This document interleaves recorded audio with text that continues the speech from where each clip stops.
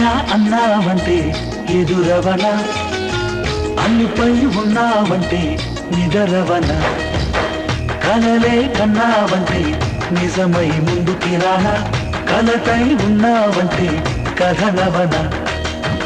అమ్మలో ఉండే సగం అక్షరం నేనే, నాన్నలో రెండో సగం లక్షణం నేనే.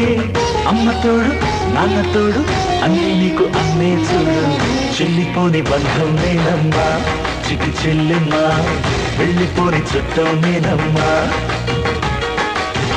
అన్నలోని ప్రాణం నువ్వమ్మా చిటి చెల్లెమ్మా, ప్రాణమైన చెల్లిస్తానమ్మా.